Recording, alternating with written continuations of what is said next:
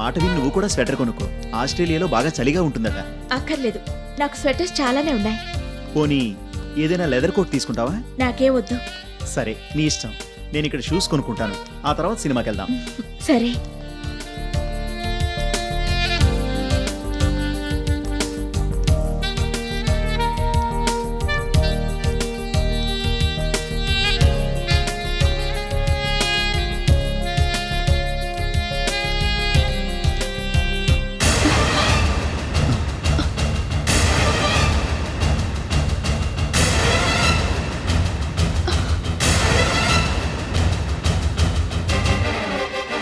శ్రీదేవి గారు, ఒక్క నిమిషం.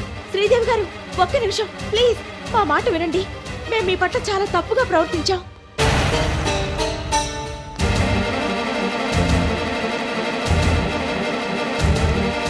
మీరెక్కడున్నారో తెలియక, మిమ్మల్ని ఎలా కలుసుకోవాలో అర్థం కాక మాలో మేమే మదన పడిపోతున్నాం. అవునండి, జరిగిన దానికి చాలా బాధపడ్డాం. I'm extremely sorry. నేను మిమ్మల్ని చాలా ఇబ్బంది పెట్టాను. జరిగిందంతా సుధీర్ నాకు చెప్పాడు. మీరెంతో గొప్ప మనసుతో నన్ను సుధీర్ని ఏకం చేయాలనుకున్నారు. నేనేమో మిమ్మల్ని అపార్థం చేసుకుని నానా మాట్లాడినాను. ఆవేశంలో అలా చేశాను. ప్లీజ్ నన్ను మన్నించండి.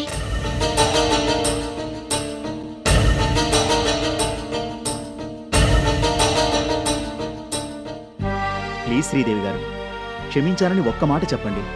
మా గొడవలో అనవసరంగా మీరు బలైపోయారు. ఆ రత్నమాల తన స్వార్థం కోసం మిమ్మల్ని ఊరు తీసుకొచ్చి నానా అగచాట్లకు గురి చేసింది. ఒక రకంగా మేమందరము బాధ్యులమే. We are extremely sorry. మీ మీద అనవసరంగా చాలా నిందలు పడ్డాయి. మీరు ఆత్మహత్య చేసుకోవాలనుకున్నప్పుడు సుధీర్ రక్షించాడట, నాతో చెప్పాడు. అంతా విని చాలా బాధపడ్డాను. మా మూలంగా మీరు చాలా మనస్తాపానికి గురయ్యారు. మీ మీద పడ్డ నిందని కూడా లక్ష్య పెట్టక నన్ను సుధీర్ని మళ్ళీ ఏకం చేయాలనుకున్నారు. మీ మంచితనాన్ని నిలుపుకోలేక నేను సుధీర్ మీ పట్ల అమానుషంగా ప్రవర్తించాం. We are extremely sorry. పెద్ద మనసుతో మమ్మల్ని క్షమించండి. మిమ్మల్ని ఇద్దరినీ మళ్ళీ ఒకటిగా చూస్తున్నాను. నాకంతే చాలు. నేను మొదటి నుంచి కోరుకున్నది ఇదే. మీరు నన్ను అపార్థం చేసుకున్నందుకు నేను బాధపడలేదు. మిమ్మల్ని ఎలాగైనా ఆ దేవుడు మళ్ళీ కలపాలని మనస్ఫూర్తిగా కోరుకున్నాను. మీది చాలా గొప్ప మనసు శ్రీదేవి గారు. నేను మిమ్మల్ని సరిగ్గా అర్థం చేసుకోలేకపోయాను. I'm really feeling ashamed of myself. అవునండి, నేను కూడా చాలా ఫీల్ అవుతున్నాను. అసలు మిమ్మల్ని వెంటనే కలుసుకుని క్షమాపణలు చెప్పాలని అనిపించింది. కానీ మీరు ఎక్కడుంటున్నారో తెలియలేదు. ఇప్పుడు అనుకోకుండా మా అదృష్టం కొద్దీ ఈ షాపులో కనిపించారు. I'm feeling very relieved. ఇంకెప్పుడూ మిమ్మల్ని ఇబ్బంది పెట్టను. మంచి మనసుతో నన్ను క్షమించండి. అంత మాట ఎందుకులేండి. మీరు ఒకప్పుడు నా ప్రాణాల్ని కాపాడారు. మిమ్మల్ని క్షమించే అంత పెద్దదాన్ని కాను నేను. నాకంత అర్హత కూడా లేదు. మళ్ళీ మీ ఇద్దరిని ఒక్కటిగా చూస్తున్నాను. నాకంతే చాలు. మీరిప్పుడు ఎక్కడుంటున్నారు? మా ఫ్రెండ్ శారద వాళ్ళ ఇంట్లో ఉంటున్నాను. ఐసీ. మీరేం అనుకోకపోతే మీరు మళ్ళీ మా దగ్గర ఉద్యోగం చేయొచ్చు కదా. వేరేగా అనుకోవద్దు. మీ మీద అభిమానంతోనే ఇలా అంటున్నాను. మామూలంగా మీరు చాలా ఇబ్బందులు పడ్డారు. మీకు కనీసం ఈపాటి సాయం కూడా చేయకపోతే ఎలాగూ? పైగా ఇది సాయం కూడా కాదు, నా బాధ్యత. ప్లీజ్ మళ్ళీ మా దగ్గర జాయిన్ అవ్వండి. ప్లీజ్ మళ్ళీ మా ఆఫీసులో జాయిన్ కండి. మీరు అలా చేస్తేనే మమ్మల్ని ఇద్దరినీ మనస్ఫూర్తిగా క్షమించారని నేను భావిస్తాను. అవునండి, మీరు మళ్ళీ జాయిన్ అయితేనే మమ్మల్ని ఇద్దరిని క్షమించినట్టు. పెద్ద మనసుతో జరిగిందంతా మర్చిపోయి ఎప్పట్లాగానే మా ఆఫీస్లో ఉద్యోగం చేయండి. ఇక మా వైపు నుంచి మీకు ఎటువంటి ఇబ్బంది కలిగించాం. అవునండి, ఇంకే పొరపాటు చేయం. అలా అని నేను మీకు మాటిస్తున్నాను. అయ్యో, అంత మాట ఎందుకండి? మీరు చెప్పినట్టే చేస్తాను. నేను మళ్ళీ మీ ఆఫీస్లో జాయిన్ అవుతాను. Very good, that's the spirit.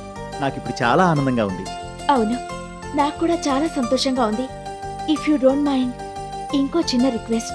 ఏంటది? మేము త్వరలోనే ఆస్ట్రేలియా వెళ్ళిపోతున్నాం. అక్కడే ఓ 2-3 నెలలు ఉంటాం. అందుకే షాపింగ్ చేయడానికి ఇటువైపు వచ్చాం. ఇప్పుడు మ్యాట్నీకి సినిమాకి వెళ్ళబోతున్నాం. మాతో పాటు సరదాగా మీరు కూడా రండి. నేనా? అవును, మీరే. మొగుడు పెళ్ళాల మధ్య నేనెందుకు అడ్డుకోడా అని మాత్రం అనకండి. మేమలా ఏమనుకోం. You are our best friend. అందుకని అందరం కలిసి సరదాగా సినిమాకి వెళ్దాం. కాదనకండి.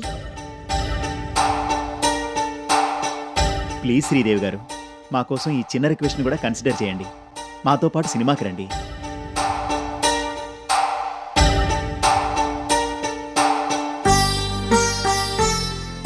సరే, అలాగే, మీ ఇష్టం. Thanks a lot. Thank you. You're welcome. ఆయన షూస్ కొనుక్కోవాలట. అవి కొనుక్కోగానే మనం సినిమాకి బయలుదేరి వెళ్దాం. అలాగే. రండి, అటువైపు వెళ్దాం.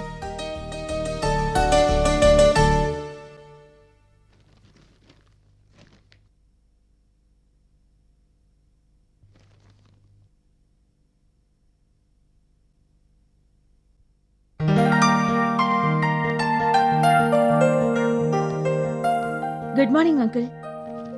Good morning. టిఫిన్ చేశారా అంకుల్? ఇంకా లేదు.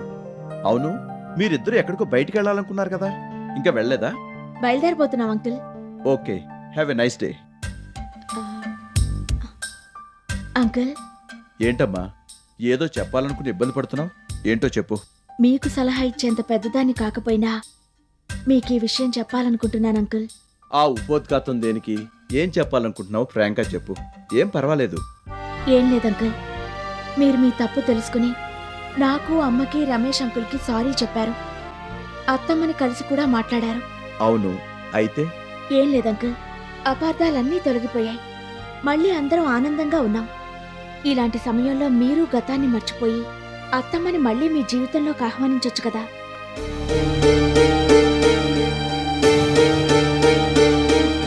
ఐఎమ్ వెరీ సారీ అంకుల్, మీకు ఇబ్బంది కలిగిస్తున్నట్టున్నాను. కానీ చెప్పక తప్పదు. అసలు ఒకప్పుడు మిమ్మల్ని అత్తమ్మని ఏకం చేయడం నా బాధ్యత అనుకున్నాను.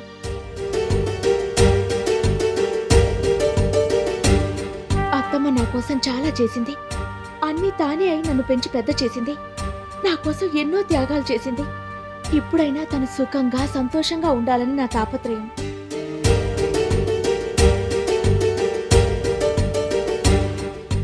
మీకు నిజాలన్నీ తెలిసాయి. మేమెలాంటి వాళ్ళమో పూర్తిగా అర్థం చేసుకున్నారు. అలాంటప్పుడు అత్తమ్మని మాత్రం ఇంకా దూరంగా ఎందుకుంచారు? మీరిద్దరూ ఏకమైతే నాకు, రమేష్ అంకుల్కి బోల్డ్ అంత ఆనందం, సంతృప్తి కలుగుతాయి. మీరిద్దరూ ఏకం కావాలని ఎప్పటినుంచో రమేష్ అంకుల్ అనుకుంటున్నారు. ఆ రోజు కోసం ఎన్నాళ్లగానో ఎదురు చూస్తున్నారు. మీరు అత్తమ్మ ఏకమైతే ఆయన కల నిజమైనట్టే, ఆయన ఆశయం నెరవేరినట్టే. పెద్ద మనసుతో ఆలోచించండి. మీకెంతో విశాలమైన హృదయం ఉంది.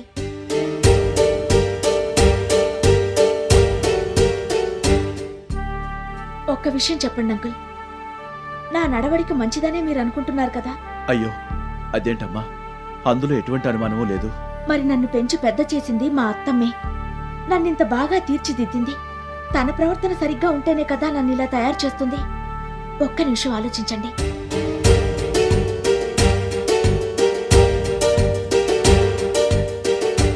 అత్తమ్మ నిప్పులాంటిది అంకుల్. ఏ విషయంలో ఎప్పుడూ తప్పు చేయలేదు. అనవసరంగా ఆవిడ మీద చాలా మంది చాలా రకాలుగా పుకార్లు పుట్టించారు. తమ స్వార్థం కోసం అదంతా చేశారు. అత్తమ్మ ఎలాంటిదో నాకు తెలుసు, రమేష్ అంకుల్కి తెలుసు. తను నిప్పులాంటిది అంకుల్. ఏ పాపమూ ఎరగదు. చేయని తప్పుకి శిక్ష అనుభవిస్తూ ఒంటరిగా ఎడారి మోడులాగా బతుకుతోంది. ఆవిడ మనసులో అప్పుడు ఇప్పుడు మీరే ఉన్నారు. నాకు ఆ విషయం గురించి బాగా తెలుసు.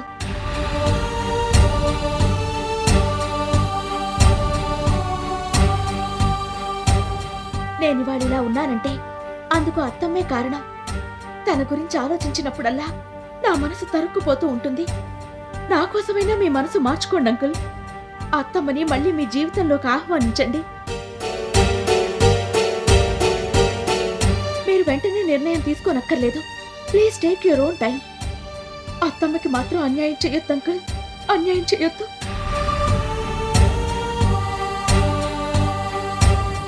మొదటి నుంచి అందరూ ఆవిని దగా చేస్తూనే వచ్చారు. మా కుటుంబం కోసం తను ఎన్నో త్యాగాలు చేసింది. తన జీవితాన్నే బలిపెట్టింది. పైకి గంభీరంగా కనిపిస్తుంది, కానీ అత్తమ్మ తన గుండెల్లో చాలా బాధని దాచిపెట్టుకుంది. కనీసం ఇప్పుడైనా ఆ బాధని పోగొట్టండి అంకుల్, ప్లీజ్. నేను నా హద్దులు దాటి మాట్లాడినట్టయితే నన్ను క్షమించండి. అత్తమ్మకి మాత్రం అన్యాయం జరగనివ్వద్దు, అన్యాయం జరగనివ్వద్దు, ప్లీజ్.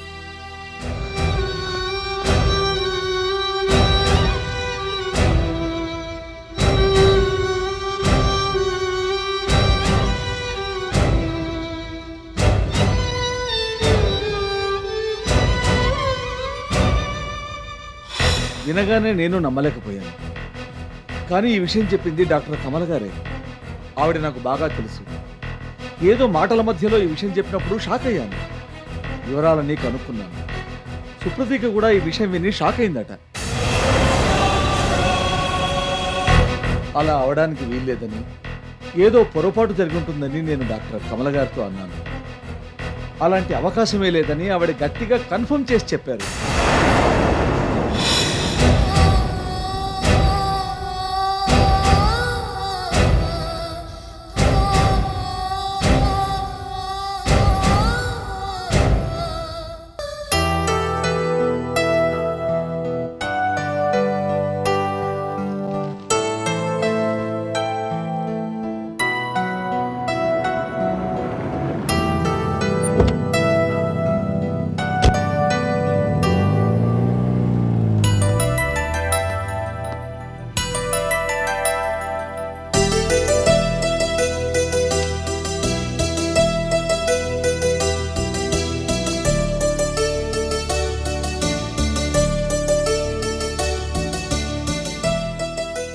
గుడ్ మార్నింగ్ అండి.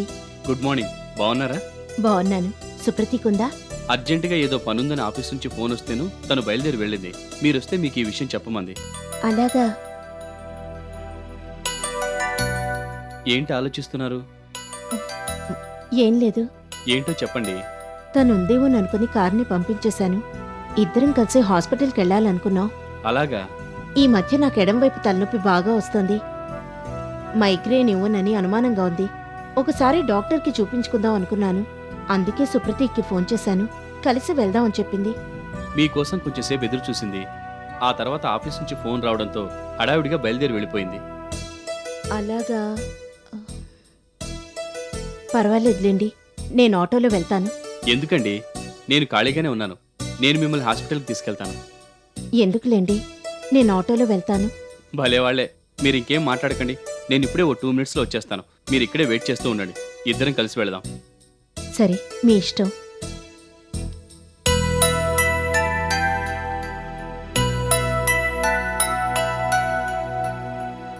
ప్రాబ్లం ఏముండదు. నేను ప్రిస్క్రైబ్ చేసిన మందులు ఓ 4 రోజుల పాటు వాడండి. తలనొప్పి తగ్గిపోతుంది.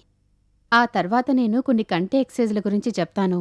మీరు రెగ్యులర్గా ఆ ఎక్సర్సైజులు చేస్తే మీకు ఫ్యూచర్లో ఈ ప్రాబ్లం రాదు. Thank you doctor.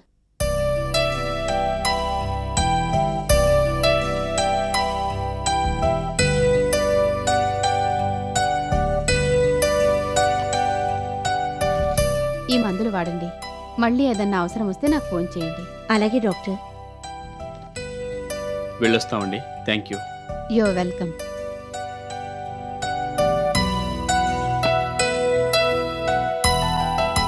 ఇటు పక్కనే మెడికల్ షాప్ ఉంది. మందులు ఇక్కడే తీసుకోవచ్చు. రండి. సరే.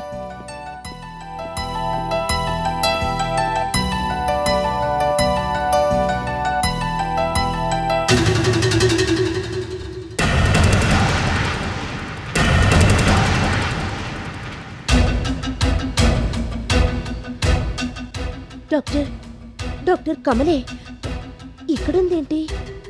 అమెరికాలో సెటిల్ అయిపోయిందన్నారు.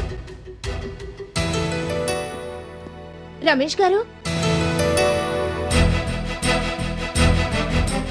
రమేష్ గారు, మీకు గుర్తుందా? అప్పట్లో సుప్రతీక నెల తప్పిందని ఓ డాక్టర్ అబద్ధం చెప్పి బాలకృష్ణ గారి మనసు విచ్చేసిందని. అవును. ఆ డాక్టర్ కమల ఇప్పుడు ఇక్కడే ఉంది. ఆ మధ్య కనుక్కుంటే అమెరికాలో సెటిల్ అయిపోయిందని చెప్పారు. ఇండియాకి ఎప్పుడు తిరిగి వచ్చిందో ఏమో. ఈవిడ్ని తీసుకెళ్లి బాలకృష్ణ గారితో మాట్లాడిస్తే ఆయనకి సుప్రతీక మీదున్న దురభిప్రాయం తొలగిపోతుంది. అవును, మీరు చెప్పేది నిజమే. ఇప్పుడు ఆవిడ ఎక్కడుంది? అదిగో అటు పక్కన. మీరు ఇలా రండి.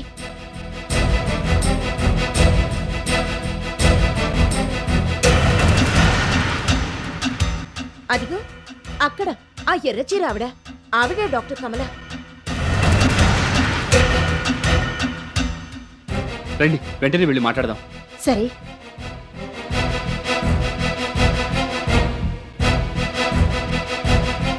కమల గారు, ఒక్క నిమిషం.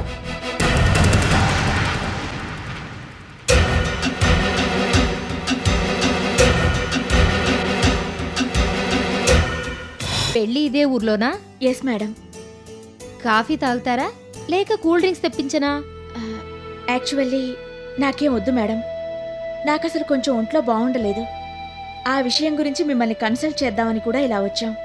ఐసి ఏమైంది? నిన్నటి నుంచి బాగా నీరసంగా కనిపిస్తోంది మేడం. రాత్రి వాంతి కూడా చేసుకుంది. బాగా కళ్ళు తిరిగాయట కూడా. పొద్దున్న కూడా సేమ్ సిమ్టమ్స్ కంటిన్యూ అయ్యాయి. అందుకే ఒకసారి మీకు చూపిద్దామని తీసుకొచ్చాను. అలాగా? ఎలాగూ వస్తున్నాం కదా, కార్డు కూడా ఇవ్వాలనుకున్నాను. మరోలా అనుకోకండి. భలే దానివే. ఇందులో ఏముంది? అలారా. ఇప్పుడు కూడా కళ్ళు తిరుగుతున్నాయా? ఇప్పుడు కొంచెం పర్వాలేదు. సరేరా.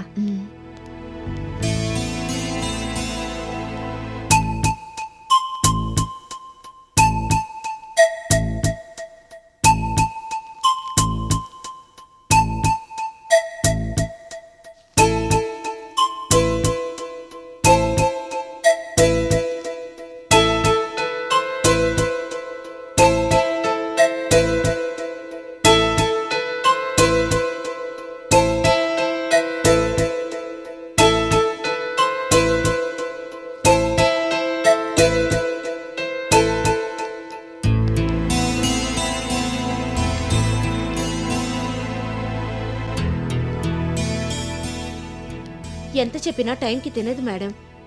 ఎసిడిటీ బాగా పెరిగిపోయి ఉంటుంది. ఇండైజెషన్ కూడా దానికి తోడైంది.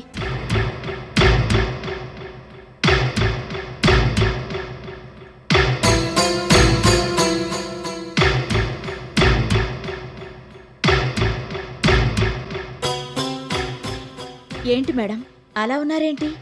ఏమైంది?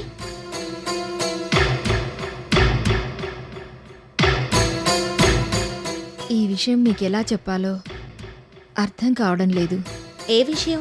అదే, మీరనుకుంటున్నట్టుగా ఇది ఇండైజెషన్ కాదు. మరి షీ ఈజ్ ప్రెగ్నెంట్.